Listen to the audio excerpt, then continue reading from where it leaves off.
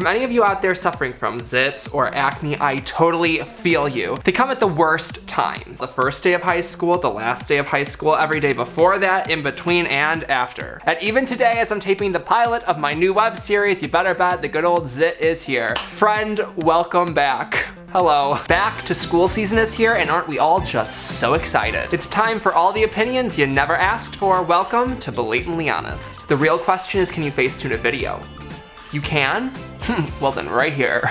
Today's episode of Blatantly Honest is brought to you in partnership with Skittles. Taste the rainbow. Happy back to school season. I know, it sucks. Anytime somebody ever told me that when I was in high school or college, like, I just wanted to punch them in the face. I mean, I didn't, but I wanted to. Why does going back to school, regardless of your age or time in school, suck so much? Let's start off #basic and then move on to more artistic ideas. So let's break it down. At least for me, the actual act of going to school didn't suck so much. Like, I actually didn't mind it. My best friends didn't go to school with me, and I didn't have any enemies there either. For high school, at least, each grade had 1,000 kids with 4,000 plus students total between 2 different campuses. So if you ever fell out of grace with like one group, you could always hop on over to some other group, which is kind of what life's like, so #winning. You just had to kind of people serve for a little bit, which was an excellent lesson in networking. For me, the biggest hit was like the loss in freedom. I'm from the Midwest, so every single school is ran like it's 1985. No cell phones, which why? They literally actually had payphones. This is 2019.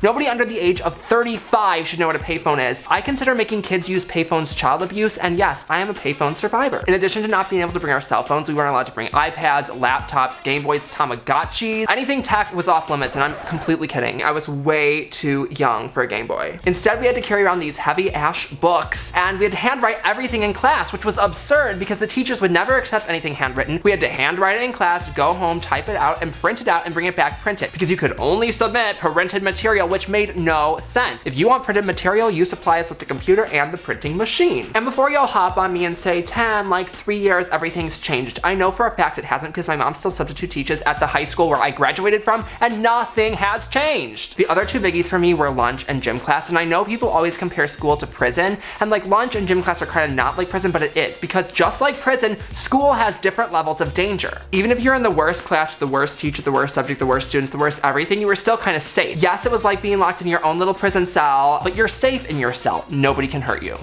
But not gym class and lunch. No, no, no. Instead of being locked in your nice, safe little cell, you're out in the prison yard for all the other convicts, I mean students, to mess with you however they choose. And mess with you they do. Was that even English?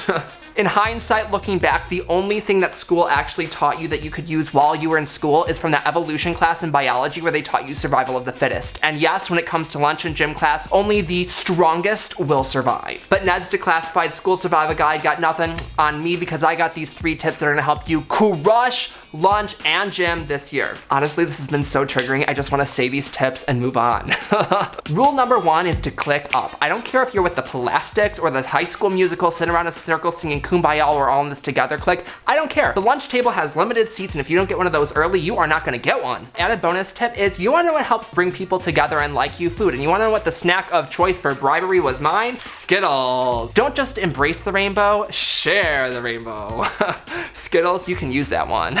Rule number 2, do not make eye contact with the other convicts. You may be looking around trying to find a hot guy, but believe me, you are never, and I mean never, gonna find love in gym class. You're running around sweating like a dying water buffalo, heaving, can't breathe in your hand-me-down gym clothes that your brother 5 years older than you wore. It ain't gonna happen, so don't even try. Making eye contact can only make things worse. Believe me. And though I've been type A about all this, rule number 3 is to just be yourself. Don't stress too much about it. Everybody around you may look like they have it together, they might look cool or whatever, but they're just as scared and afraid of being like culturally and like group-wise shunned as you are. So just go out there. It's your time to learn, grow, and experience life. But please, please, please, please, please do not peak in high school. Thank you. Next. It's your turn to weigh in. What did you hate most about going back to school? Make sure to leave your thoughts down in the comment section below, and you might just be featured in the next episode.